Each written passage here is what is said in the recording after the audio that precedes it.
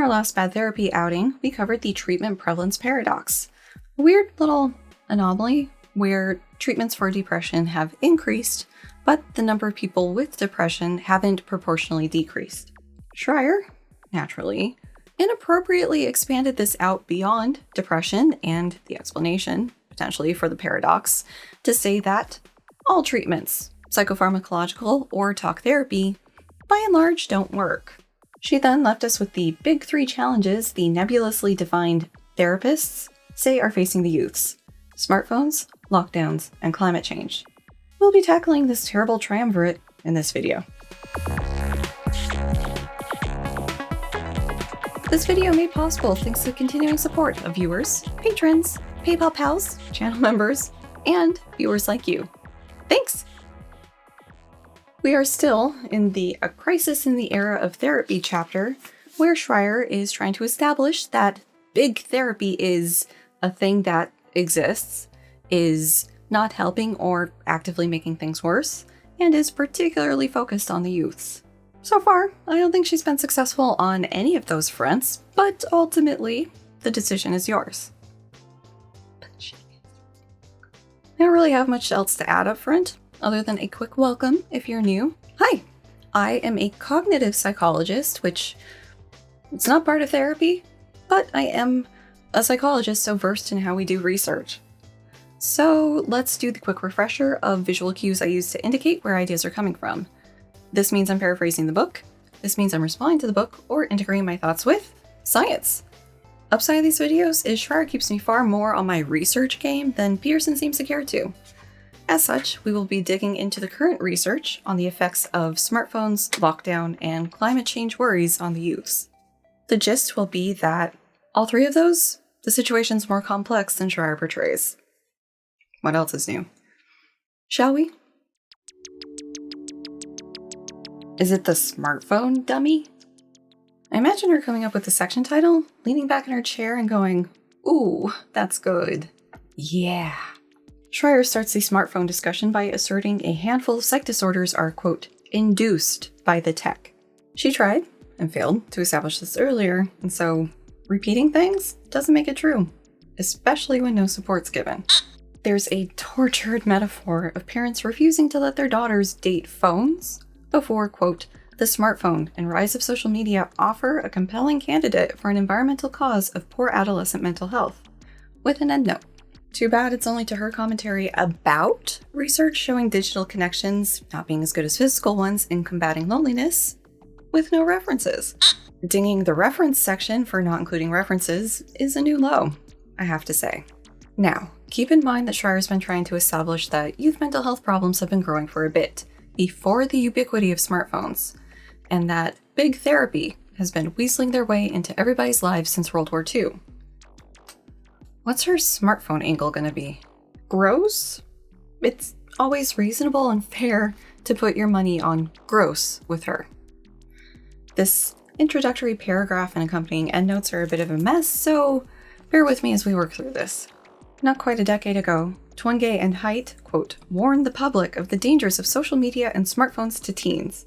8 years ago from this book's publication of 2024 puts us in 2016. The absolute earliest any of these sources reach is 2018. So that's weird and not at all frustrating. The super high integrity online magazine Will You piece talks about a 2021 paper by Twenge, Haidt, and others on adolescent loneliness, because Shrier is, as always, seemingly allergic to citing scientific pubs directly. Twenge and colleagues compared school loneliness measures in 37 countries with repeated measures from 2000 to 2018. The gist is they found school loneliness correlated with social media and internet usage, but not economic measures like GDP or income inequality, suggesting that youth spending more time on social media was making them feel more isolated among their school peers, and this not being the result of broader financial factors. However, importantly from the last part of their conclusion, quote, causation cannot be proven. Holding a moment here because it's important. Schrier's coming at this from the angle that social media and smartphones are one of the smoking guns for youth mental health problems, but also not. It's weird.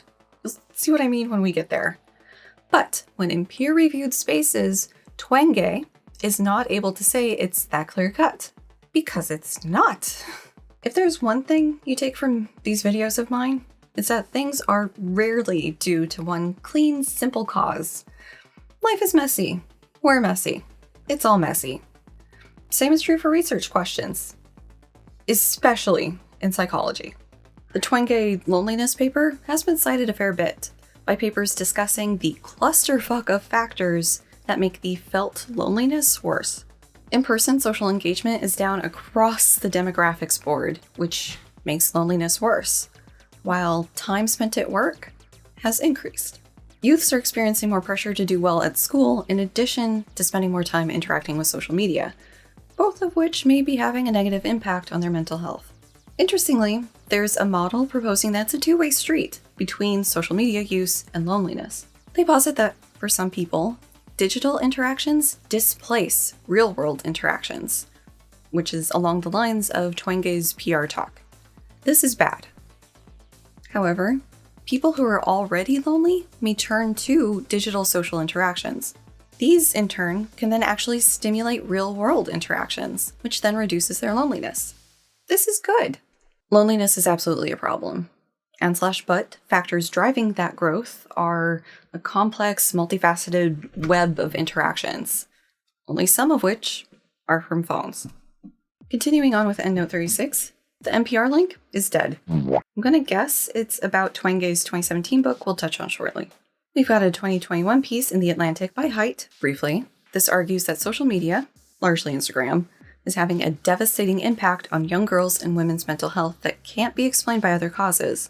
And until the government can be convinced to step in and regulate, parents need to get their schools on board in somehow keeping kids off these sites and apps. Haidt points to Twenge's iGen book as supporting his case. Way down here, Shrier actually cites the Twenge 2021 school loneliness paper. Messy. I really don't understand the ordering logic if there is any. She includes things Twenge said about the paper in an interview. Somewhere. We don't get to find out where. Then throws in Twenge's 2017 book, but incorrectly puts the year 2018. It's almost impressive how many small errors are in this book. To say nothing of the big errors. But can't even get the book year right? Which is made funnier and a bit more perplexing because she got the year right in Irreversible Damage. Twenge's book, iGen, Why Today's Super Connected Kids Are Growing Up Less Rebellious, More Tolerant, Less Happy, and Completely Unprepared for Adulthood, proposes the Zoomers, who she's dubbed iGen, are growing into adulthood slower and with more mental health problems because they're always on their damn phones. This Gen Xer taking aim and monetizing describing a younger generation isn't new for her. She previously had a book on millennials, calling us Generation Me, and warning of the self-esteem narcissism bomb that hasn't gone off. Yet? While these have sold well, there seem to be critical issues that plague these books. And umbrella that a lot of these criticisms can fall under is her cherry-picking data to support her position, and sometimes, even then, her data not supporting her claim. Livingston's review points to a couple places where Twenge is drawing conclusions from kind of wobbly data. Also, her review is thorough and brutal. Check it out. One graph shows SAT scores over time. Twenge includes this to support the claim that youths aren't reading as much and aren't as motivated at school, so SAT scores are suffering as a result. As noted by Livingston, the largest score drop happened around 1980. In fairness to Twenge, she sort of addresses this, saying that was from the shift in more people feeling they had to go to college, and the current drop couldn't be the result of that. However, Twenge provides no support for her claim that college enrollment has been stable since the 90s. In spending a couple minutes searching, I was able to find data from the American Academy of Arts and Sciences showing that generally enrollment has been growing, although there was a dip in the 2012-2016 period, which I would say might be due to the economic downturn and realizing that a college degree might not be a good financial investment in the wake of that. If we go to Wikipedia for the history of SAT scores, a more complicated picture emerges. And yes, this also shows the dip from 2005 to roughly 2015-2016, but some of the references on there point out that more students are taking the SAT test, just because it's offered for free at their school during the school day. it is still reasonable to chalk up this drop in standardized and normed test scores on a broader group of youths taking it. This is Damn Lies with Statistics again. I have a video touching on psychometric tests, so check that out for more thorough information, but the basic idea is that scholastic aptitude tests, SAT, are renormed, redesigned, new questions every year, and they are designed so that they will have a normal distribution of scores around a particular mean. You're probably most familiar with this in IQ scores. By design, the average IQ score is 100. And most people will have an IQ kind of close to that. And as you go into higher and lower scores, fewer and fewer people will be getting that score. The SAT, same idea. These falling SAT scores shouldn't be taken to indicate that youths are getting dumber because of phones, especially if we look at the y-axis. The high value for math was 520 around 2004, and the low for Twenge's troubled iGen is 510. The section score ranges from 200 to 800, so a change in 10 points is practically in the noise. Even the reading score drop isn't the catastrophe Twenge's painting it as. And editing casts remember the proliferation of study groups, study resources, tutors, just everything, all the test prep available for the SAT and to a lesser extent ACT, which then spirals out to a difference between kids with parents who can afford all of those resources for their kids and those who can't. And I say this living in Silicon Valley, where it seems like you can't drive by any little shopping center without there being some sort of tutoring, test, study resource for people to send their kids so they can get into Stanford. Another graph shows the homicide and suicide rate for 15 to 19-year-olds in the US for a time chunk. Twenge glibly says that the drop in homicide rates is the youths not going out and being social, so not having the chance to kill each other. Livingston dug into these stats and adds the context that this is for all teen homicides, not just teen on teen or deaths outside the home. And I'll add emphasis on the broad trend that started with the high point in the mid-90s with a slight reversal for a couple years.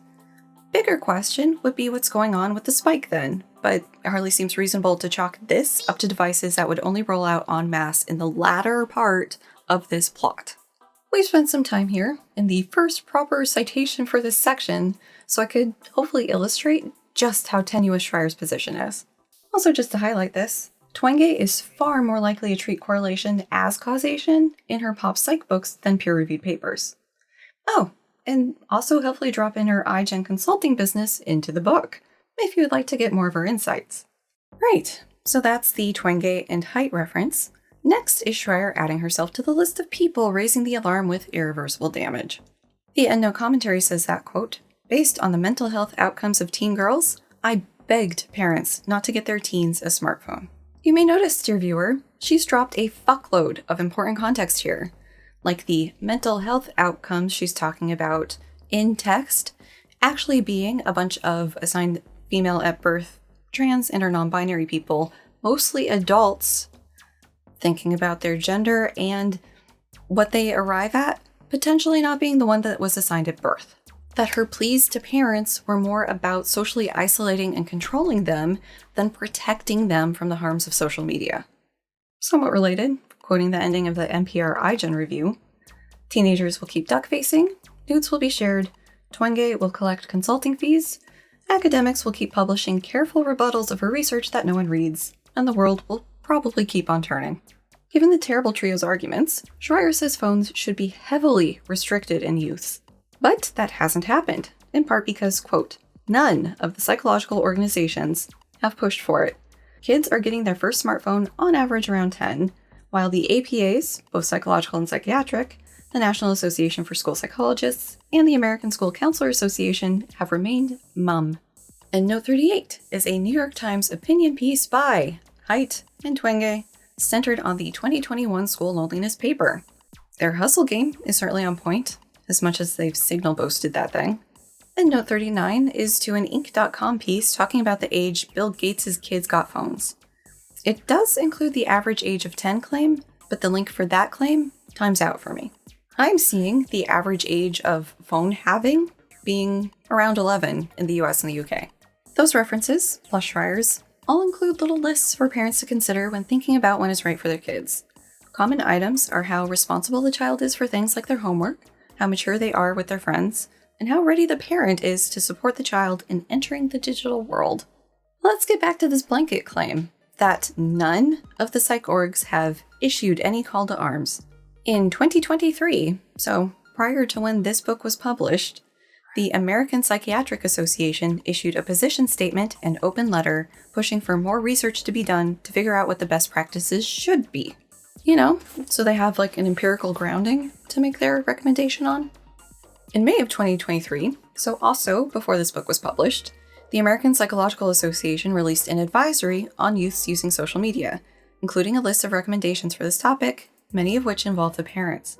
I'm not finding an overt policy statement from the National Association for School Psychologists, although I'm not entirely sure why Shrier thinks that this would be something in their wheelhouse, particularly when their student mental wellness policy statement has large chunks on just trying to make sure the school psychologists stay funded and in a position to help the students. And finally, the American School Counselor Association has a position statement detailing the school counselor's role in helping support students and their families with staying safe online, last updated in 2023 before this book was published. In light of that, Shrier could still make the case she isn't wrong. After all, these orgs have not rallied lawmakers to roll out the black box warnings and restrictions she's calling for. And no, they haven't. But it's probably not for the reasons she'll give in the following pages. No conspiracy theories needed here.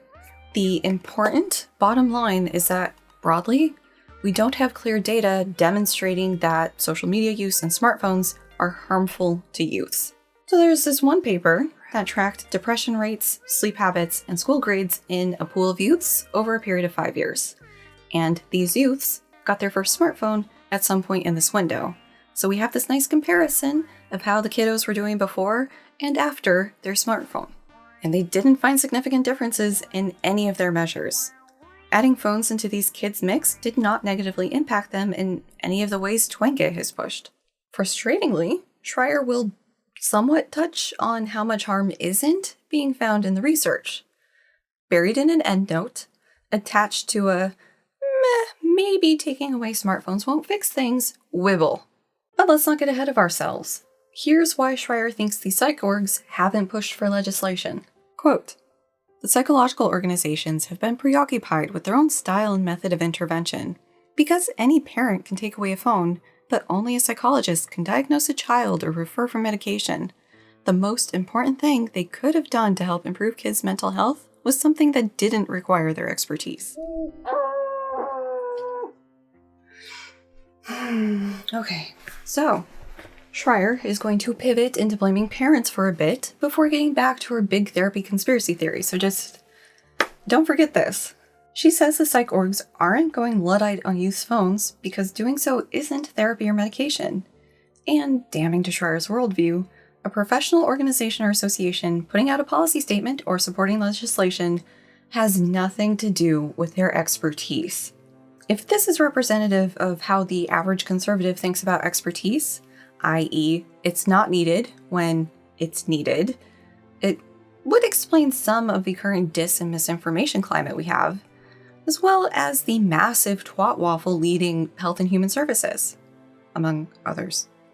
Parents are still giving their kids smartphones despite the risks she's laid out, but as we talked about, not totally covered by the research, not supported by the research, because of the utility in keeping touch, them having a camera, and it being how kids largely coordinate their social activities.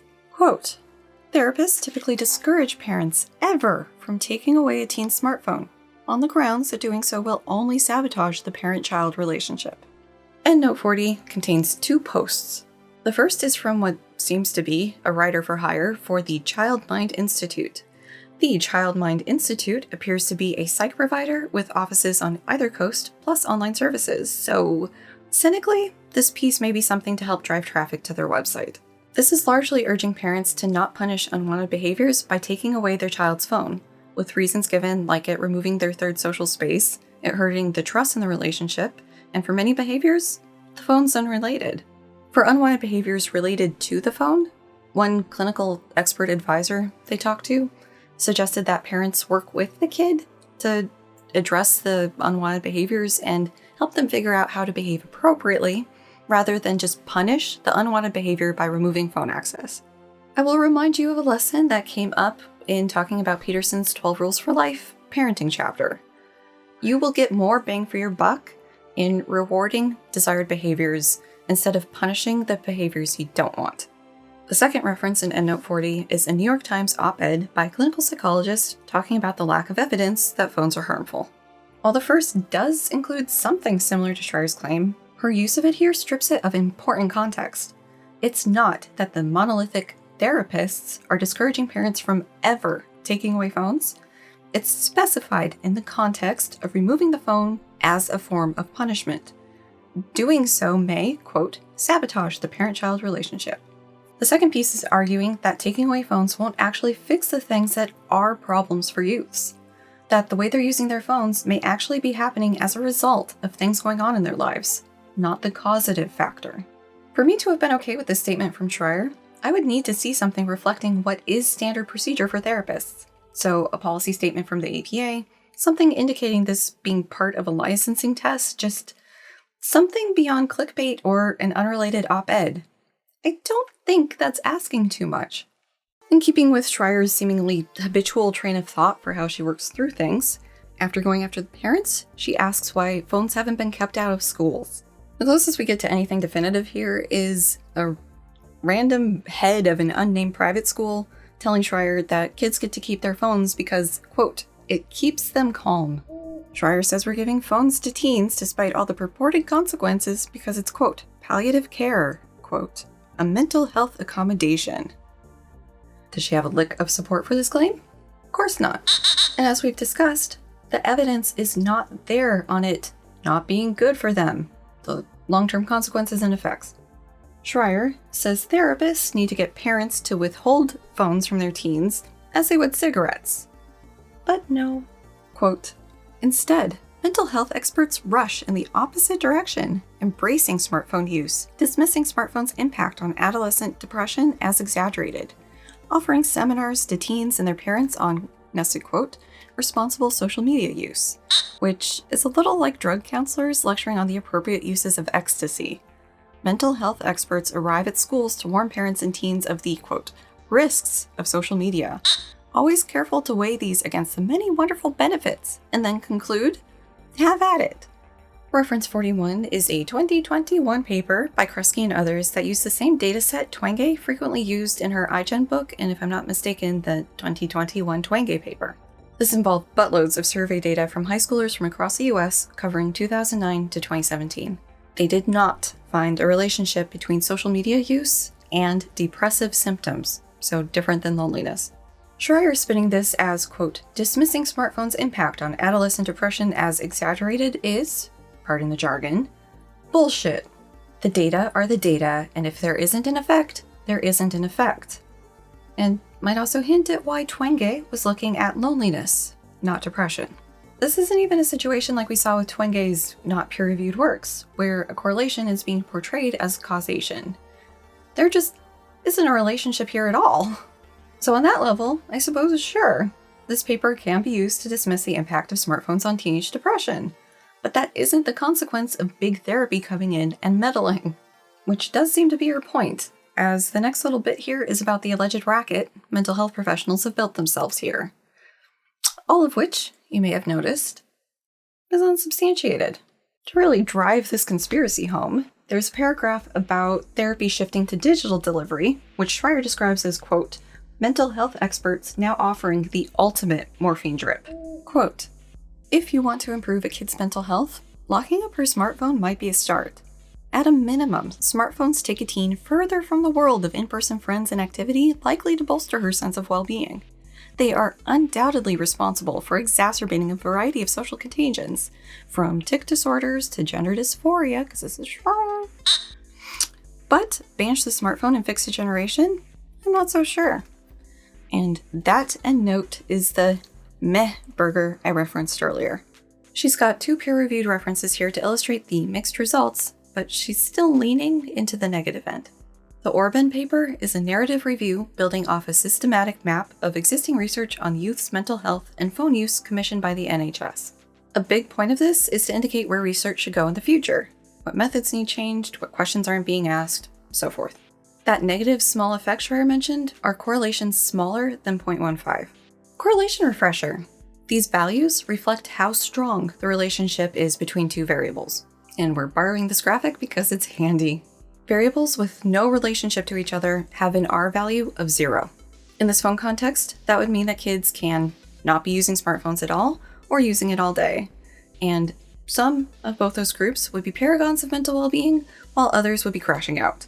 Any and all combinations in all ranges between the extremes. There is no relationship at all. When plotted, it's that smattering of data points, and the best fit line has nothing to work with. If there was a perfect correlation between cell phone use and mental health, we'd have an R of 1. The positivity or negativity of this relationship depends on how you set up your variables. In a highly stripped down example, let's say someone with poor mental health gets a -1, and someone hunky-dory gets a +1. For cell phone use, we're just looking at time spent looking at the screen, regardless of what the person's doing. So basically, we're measuring time. Now let's say the doomsayers are right. Cell phones are catastrophic for a person's mental health. The more they are on their phone, the worse they feel. So as screen time increases, their mental health decreases. That is a negative correlation because line go down.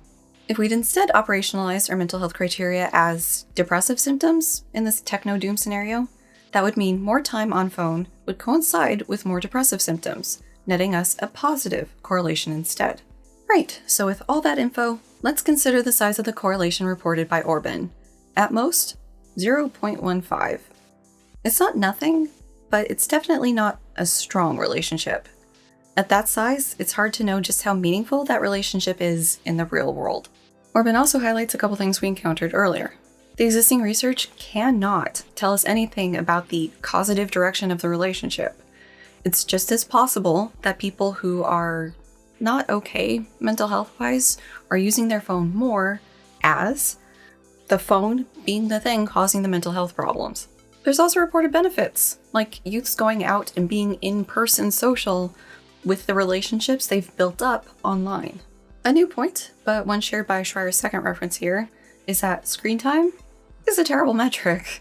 It's such an umbrella catch-all variable that we lose any information about what the person is doing while looking at their screen. We need that information to be able to figure out what's going on here. It's not just how long they're looking at their phone. The second reference is a more comprehensive review of the literature than Orban, and arrives close to the same ending positions. We can't say anything about causation. Research needs to also look at positive effects from smartphone use, and screen time's a bad measure. The big departure from the first reference is concluding that there isn't a reliable mental health harm associated with phone use in the literature. They also emphasize that a Twenge paper we haven't discussed here, but is along similar lines to ones we have, needs to be interpreted appropriately. Very, very small relationship between phone use and depressive symptoms with no ability to determine causation. The same holds true for Twenge's other papers, some of which are at the heart of her talking head points. Bringing this back to Shrier, her use of these review papers here, where she's going, phones are obviously bad, but taking them away might not fix things, is just very her. These review papers make it pretty clear that her undoubtedly responsible claim is flat out wrong. All of this, really. Doesn't stop her from tacking on those references to bolster her point. Wrongedness be damned. This is a roller coaster. Rolling with the momentum from the previous idea that Shrier isn't sure taking phones away from the youths would fix them, now because their mental health has been falling for decades, and note 43, but parents should take their phones away because obvious danger. But why parents no take phones? Bigger problem. Reference 43 is a commentary paper in the Journal of Pediatrics that is providing a potential explanation for the drop in youth mental well-being. It basically boils down to kids not having autonomous time and high stress from school possibly dinging their mental health, resulting in the rise of psych problems. This paper lays out its case for where this theory is coming from and is pretty compelling, but it's just a proposition. Researchers need to go and test this now. Shrier's mostly used it appropriately. It does support the idea that the drop started 50 to 60 years ago. Although the paper is pulling that from a couple other sources, so really, Shrier probably should have gone to those? But its argued cause for the drop has little to do with Shrier's big therapy conspiracy theory, so don't expect that side of their argument to be explored in this book. So, Shrier's connective tissue for how big therapy fits into smartphones. Big therapy needs to protect its bottom line, so is ignoring the research that definitely exists and is definitive in its conclusion on the psychological harm of smartphones on youth mental health, so that therapists can sell their services on how to use social media responsibly and also offer virtual visits. Pity, every step of this argument has holes big enough to throw ye old automobile cellular telephone through. There isn't a big therapy. The strongest reported effects on this show super minor correlations, and therapists, by and large, aren't ignoring a harm so they can better monetize the suffering of their clients. Didn't enjoy your solitary confinement? We're gonna do something unusual for me here. Majorly summarize. Novel, I know. The section's barely over a page and kind of hardly connects with everything else. Its inclusion seems to be because it's topical, and honestly, another spot she can fire off some shots at the big therapy windmills. Shrier seems to think the risks of continuing on as normal during a pandemic are outweighed by the potential mental health costs of lockdown. As such, she's blaming the, quote, major national professional organizations for not opposing or resisting the stay-at-home guidelines. And note 44 is just Shrier saying she couldn't find anything about resisting lockdown in 2020. That's an important qualifier here, because both the American Psychological and Psychiatric Associations still have loads of resources online that was spun up in the early days of the COVID-19 thing for care providers on how to help their patients and clients prepare and deal with lockdown and the pandemic. So they had stuff, just not what Shrier wanted. Continuing the thought of her, and therefore all parents, favoring the trade-off of continuing to send kids to school during a pandemic, she comes to the idea that big therapy will ultimately benefit from treating the psychological fallout. And 48 is to some snark about how mental health professionals, well, the CEO of the American Psychological Association, so one mental health professional, wrote an op-ed of how to encourage people into getting the vaccine. Something I can't quite figure out is her stance on vaccines. From who she's running with, it seems like only natural she'd fall in with the anti-vax crowd, but using the pretty broken Twitter search function doesn't seem to be the case. She seems to buy into the lab leak hypothesis because of some very compelling arguments from Heather Heying's Twitter, but I'm not seeing any stuff, chatter, tweets beyond that. Not even skepticism, really. I found her quoting a Wall Street Journal opinion piece about masking, social distancing, and lockdown not exercising the immune system, oh no, but that isn't the same as spreading vaccine misinfo. At one point, she even seems to get mad at the order vaccines were given, in a way that seems wildly disconnected from my memory of how the priorities were assigned. The closest she seems to have come to true anti-vaxness is questioning why Scott Wiener pushed to lower the age of medical consent, opening the way for youths to get vaccinated even if their parents didn't want them to. But this is the maddening reality of the P.T. Barnum-esque conspiracy network. Shrier has fully bought into the trans agenda conspiracy. Fully. Like, finding the vaccine COVID-related tweets in the sea of transphobic shit was hard, and why I think the Twitter search function's broken. Quite possibly because she's gone all in on that conspiracy, she's willing to let anti-vax bygones be bygones. Anti-science consequences be damned. Let's get back to an important thing she slipped in here. That mental health professionals are using, quote, the pandemic lockdowns to wave away the treatment prevalence paradox. Huge honking citation needed here, in part because I'm not entirely clear on what she's saying. Best I can figure is that she thinks the field is using the psychological ding from the pandemic as a scapegoat for everyone's current not great mental health. Even though all the papers she cited on the treatment prevalence paradox made it clear this was a problem prior to the pandemic, so yeah, it's not exactly an industry secret or something. It's a known issue for depression. Because, do recall, dear viewer, the paradox was largely in the context of rates of depression not going down despite more treatment, as discussed in the previous video. Something that her references take to indicate there's probably two flavors of depression, and only one seems to respond to current treatments. Not that it's going to stop her from painting exactly that picture. After getting the start of when COVID-19 turned into a pandemic wrong. There's a hodgepodge of ideas here. We're going to dig more deeply into college-aged adults' mental health later this chapter, and we already dug into youth depression and suicide specifics in the previous Bad Therapy video. The short of it, for all of that, is it's likely a complex tangle of factors. Factors that aren't just impacting the youths, but adults too. And not just in the US. Such a tangled mess of factors that it's a little difficult to arrive at a cohesive picture, other than shit sucked for a lot of people. Contrary to Shrier's boomer-esque attitude about the anxieties around COVID, heightened anxiety is a natural response to an infectious disease mass tragedy. There's loads of ways to look at the mental health effects of the pandemic. Some of these separately pull out or highlight lockdown, but not all of them. In physically healthy German adults, Reuter and colleagues found some weird positive effects. Like, one mental health uptick during lockdown was for those with social anxiety, which makes sense.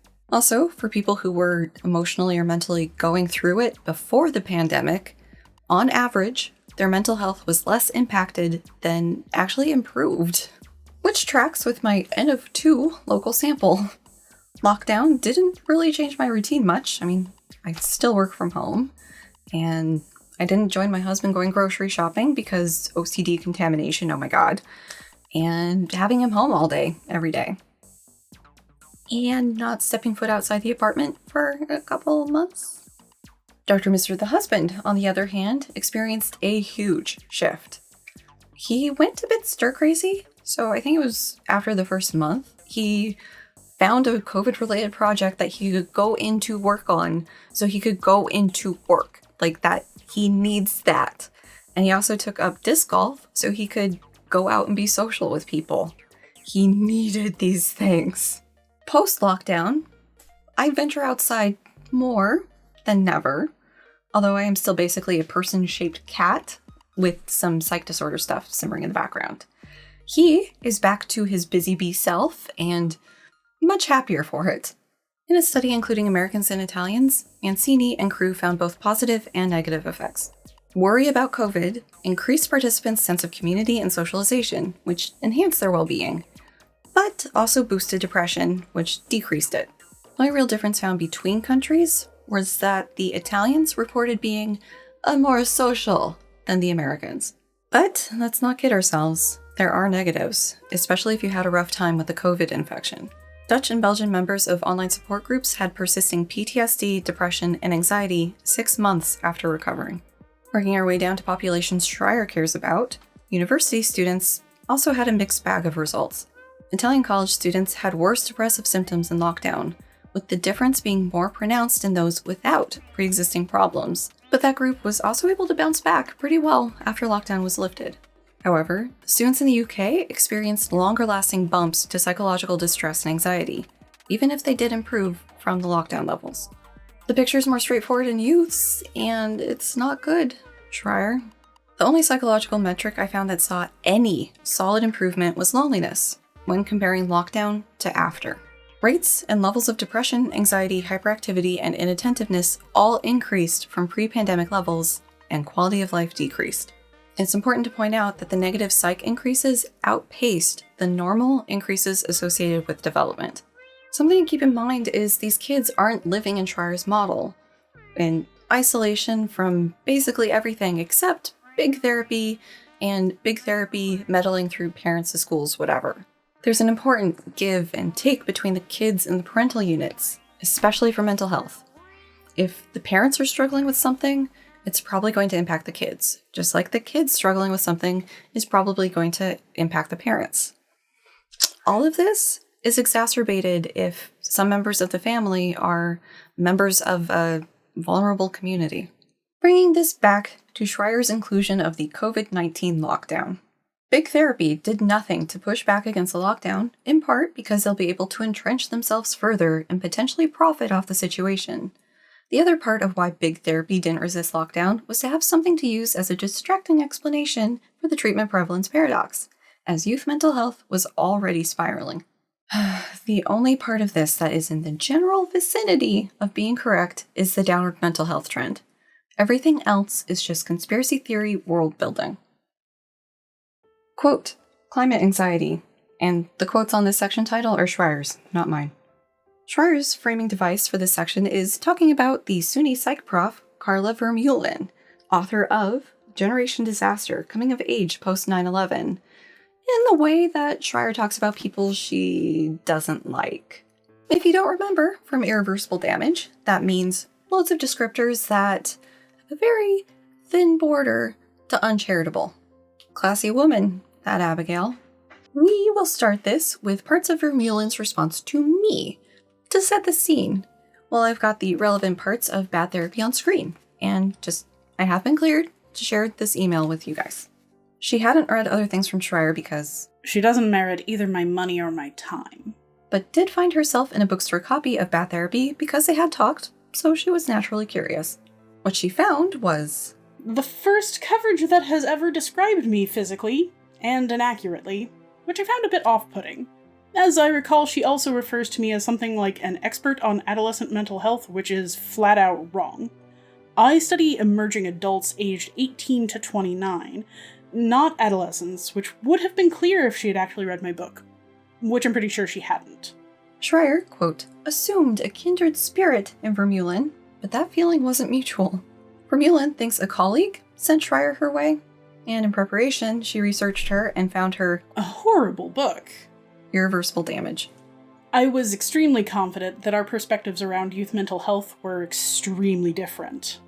But one of my goals with the book was to debunk the ridiculously reductive perspectives of people like Shrier, along with Jonathan Haidt and Jean Twenge, who all believe mental health issues come from a single cause. Therapy for Shrier, social media and technology for the other two. So I agreed to talk to her on the record. I'd say I went into the Zoom interview with my eyes wide open, expecting it to be unfriendly, if not actively antagonistic. Unfortunately, I didn't record my side of it, so I can't challenge her around direct quotations, but she certainly added some tone notes that I don't think accurately reflected my meaning. She also asked me the same questions multiple times about how all generations have their challenges. Yes, I fully acknowledge that throughout my book, but the complexity for the current generation is unprecedented. She also was clearly trying to bait me into saying something about the negative impact of therapy, to the point where, as I recall, I finally called her out on it and said she could keep trying to get a quote from me on that, but I wasn't going to provide one. Overall, I'd say she had an obvious agenda and was fishing for quotes to support it. And when I wouldn't provide what she wanted, she used me instead as a straw man apologist to prove her point. I asked her if she'd experienced any harassment, like review bombing, which she hasn't, but this is technically a textbook that's not marketed to the general public. Now, touching on the ideas that aren't just Shrier's poor attempt at the cool Rolling Stone, New Yorker reporter vibe. Vermeulen told Shrier that the youths are strong and resilient, but they've got more bullshit piled on them than previous generations. Paraphrased. Shrier no like that. Shrier mad. It turns out, Generation Disaster may be the most misleading title in the history of the printed word. By Generation Disaster, Vermeulen actually means this generation is not a disaster, not by a long shot. If anything, everyone else is a disaster for being so overly critical of these magnificent, socially conscious young people. The contempt just oozes out of her words there. Deny me, the wondrous Shrier, a soundbite? Ugh, well, how you like these apples, Carla? That the youths haven't? Fucking fireworks. One eternity later. It's July 5th. 11 o'clock. Flames! Shrier's attempt at sarcastically summarizing the book isn't wrong, though. That the youths haven't fallen into nihilistic despair at the state of the world they're growing up in, that they had no hand in creating, is phenomenal. Quote, like Vermeulen, many therapists are convinced that climate anxiety is a real and important category of mental health disorder. A cottage industry has arisen to treat it. Climate-aware therapy. What with the polar ice caps melting, tropical disease raging, hurricanes and floods scheduled to land with Noahide? Vengeance? Of course, young people are depressed. Nature, the medical journal The Lancet, and NPR all agree. Depression is merely a rational response to the greenhouse gases smothering fug. Fug? A warm, stuffy, or smoky atmosphere in a room. My marginal note here is fucking duh. These claims about the many therapists, climate anxiety as a mental health disorder, and climate-aware therapy would be much more believable if her references hadn't suddenly dried up. Must be a drought from climate change. It's the darndest thing. There are plenty of papers looking at climate anxiety, and in a turn of events completely foreign to this channel, Shrier got it wrong. Climate anxiety is talked about as a thing, but not as a psych disorder. Shrier doesn't tend to do the Peterson wordplay, so we're going to assume that's what she meant here. Recall that one way we can conceptualize psych disorders is through the 3Ds.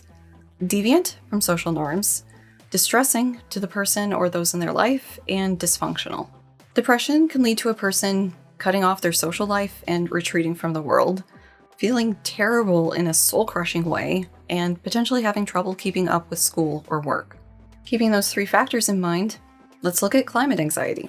Covering deviance from the social norms and distress, here's a quote from environmental psychologist Van Valkengold. I'm so sorry. Quote, "It is not strange or unusual that people are starting to feel stressed out, anxious, or even panicked about climate change. In the broader social picture, it's reasonable to be concerned about the ability of the planet to continue to sustain life, and it's pretty fucking reasonable to be distressed about it." So just to clarify, the distress component escalates into a psych disorder when we're talking at levels outside the average normal range of experiences. So like a bipolar mania episode takes a person potentially into just so much energy and so much euphoria where, average, we're talking down here, but mania, it goes to 11. So climate anxiety, being very scared about what's coming down the pipe, is reasonable. It's not outside the expected range of things. Finally, dysfunction. A common thread I saw while researching this was the galvanizing nature that climate anxiety can have on people. So it's not just them woe is meing and self-soothing at the state of things, it's actually kicking them into action to try to do something. It has been suggested that climate anxiety could nudge people with a predisposition into having a full-blown psych disorder, but it's not clear to what extent that is happening, if at all. And I'll add that there is an emphasis on helping people cope with climate anxiety by educating and empowering them about what's going on and what they can do. It's not just, oh yeah, we're fucked. RIP. That said, climate-aware therapy does seem to exist with directories and alliances and whatnot. One would think these practitioners are filling a need, but Shrier seems to think differently. Quote, "But is climate anxiety, dare I ask, rational? And is the best thing we can offer kids affirmation of their fears? True story. I have a friend who is currently watching her funding be dismantled because she is at the intersection of climate research and education. From what she's told me, they were trying to reduce youth's anxiety about climate change by educating them about the situation, as bleak as it is, and things they could do. Recycle, reduce consumption of resources, probably vote when they're of age, and loads more I'm forgetting. Being honest with the youths about what is happening is a whole fuckload better than the smoke Shrier wants to blow up their asses." Quote, "Actually, while there is little doubt the Earth is warming, there's a great deal of reason for environmental optimism. Many environmental trends are going in the right direction. Who could have foreseen that Shrier is in the things are heating up, but it's actually a good thing camp? Like, it's better than outright denial, but just barely. They'll be the second group to metaphorically drown when the ice caps are gone." She quotes Michael Schellenberger to say that less people are dying from natural disasters, and really, not that many people are dying from weather or climate-related disasters. The name was familiar, and checking his wiki, it's because he got a big fuck no from me when voting for governor a couple years back. The short version I'll leave you with here comes from a review of his book, Apocalypse Never, Why Environmental Alarmism Hurts Us All. He's a conservative media darling with ideas like fracking being good for the environment. Somehow. Quote, "Many scientists and environmentalists are disowning Schellenberger because he plays fast and loose with the facts. It's also highly convenient for Shrier. quoting someone she's portraying as an expert instead of providing references that can be checked. Not that that has always been enough to keep her honest. Pulling up some data from Our World in Data, we can see that deaths from natural disasters have dropped off.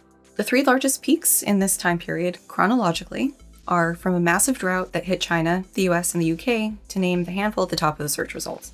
The largest peak is from a massive flood in China in 1931. It's actually the deadliest recorded natural disaster in history, killing at least 2 million, with the number sometimes being estimated higher. The last we'll look at here is the Bengal famine of 1943, although calling these deaths a result of a natural disaster is burying the lead. Yes, there was a drought and it didn't help things, but most of the death came from a policy failure from Winston Churchill seizing and hoarding food supplies for England from its colony. Only more recently do we see sizable numbers of death from extreme temperatures, something I don't see shrinking anytime soon as heat domes become more of a regular occurrence, to say nothing of violent storms. Call me idealistic, but I would think a majority of deaths from extreme temperatures and a huge chunk from storms should be preventable. Like, sure, some tornadoes and lightning, other crazy weather events can come out of nowhere, but it is possible to shelter people so that they're safe in high extreme temperature conditions. But that takes money, and the people who are going to bear the brunt of this are already financially vulnerable, so Shrier and Schellenberger can fuck off. Also, it's naive as all hell to think that our current infrastructure can handle what's coming. Electric grids are already getting slammed, and we're just getting started there. Insects are dying off, and as pesky as those little guys can be, we need them. They're important for everything. Like crops, we need them to grow crops. I wish it were possible for people pushing the hunky-dory narrative to be disproportionately impacted by what's coming down the pipe, but there is no justice in the world. We'll eke out just a smidge by skipping Shrier elaborating on this, because she is really banging the "it's fine" drum. No, I don't care that Bjorn Lomborg said that less stuff is getting burned in wildfires. It's going to get worse. I have hit my threshold in my ability to deal with her, so I'm just going to throw the penultimate paragraph on screen. Basically, she brings up prior bad environmental times to say, people weren't worried about it then and it worked out. We shouldn't worry now, especially because, quote, most trends are going in the right direction. What do you think reversed course on those things, Shrier? Do you think that maybe some people are experiencing consequences, or even just the experts were saying, this is a problem, and real fucking novel at this point, we listen to the experts? Do you think that just maybe that has something to do with it? Final quote. Even for adults who are profoundly concerned about climate change, in other words, validating and reinforcing a child's terror about human extinction via climate change is no rational imperative. It is, instead, a very specific choice that an adult makes for her own reasons. She subscribed to Peterson's 2 boxes. Either it's terror about human extinction via climate change, or what? Lying to kids, hiding the truth from them, spinning the negative things as actually not that bad, maybe even good? The friend I mentioned earlier, doing the climate education, said that a huge benefit of their work was by having frank talks with kids, it actually reduced their anxiety about things. So no, Shrier, it's not, quote, reinforcing a child's terror to have honest but age-appropriate discussions with kids here. Summary of the section. Big Therapy is using climate change as a way to take advantage of people's anxiety surrounding the situation, trying to make it into a psychological disorder. This then allows them to profit off of climate-aware therapy. In reality, this therapy is only affirming their fears because if you sit and think about it, things are actually getting better. Or at least that's what Shrier and everybody in her little chat group wants people to think, because I don't even know. What's the point in denying climate change and the negative consequences it's going to have on the entire fucking world? The dialogue I've seen around climate anxiety is that it is not a psychological disorder. It's an appropriate response to an unprecedented, scary situation, and the best we can do is try to educate and empower people on what to do to try to fix things and small little way people can, because it's a huge problem that's bigger than any one of us. Conclusion. Looping back to the lead-in for these sections, we did find where Shrier got this formidable challenges line, Vermeulen, but as for these three that are typically being pointed to by therapists, Vermeulen's book only deeply covers one of the three, climate change. Smartphones are in there, but doesn't seem to be along the lines Shrier's talking about them. And the part touched on from COVID-19 are economic consequences, not the psychological aspects of lockdown. Within these sections, I can't say Shrier established therapists talking about these challenges. There was the writer for hire saying not to take your kids' phones away as punishment willy-nilly. The bulk of it was Shrier asserting smartphones are bad, with little beyond Twenge's crew to back her up. And there's this thing where if it's only really one lab able to replicate effects, is it really that meaningful of an effect? Because Twenge is finding these negative effects, but other people with the same data set aren't. And even then, she practically throws her hands in the air saying the problem is bigger than phones. So these hypothetical therapists are claiming that smartphones are the problem, and she's saying that those hypothetical therapists are wrong. Cool. Her big complaint for lockdown were therapists not rallying against the stay-at-home order. She didn't have anything for therapists or even psychologists talking about lockdown. The closest was the APA CEO writing about how to encourage people to get the vaccine. So where are these therapists who are spinning lockdown psychological effects as anything she says? Finally, for climate change, outside of the Vermeulen book discussion, it was unsupported claim after unsupported claim, followed by the bold strategy of welcoming the high heat death of life on Earth. Surely, stifling warranted concern or fear is more rational than addressing it. And super summary then is once again a whole lot of nope. This was a New York Times bestseller. I'm hoping we'll be able to round out this chapter in the next video, as there's a couple sections focused on her interviews with people, almost like a sort of her version of case studies of a psych nurse and a college student. After that, we will get to the bad therapy chapter of Bad Therapy, where she lays out big therapy's methods. It's a bunch of steps. I don't know what you would call that. Anyways, until next time, bye.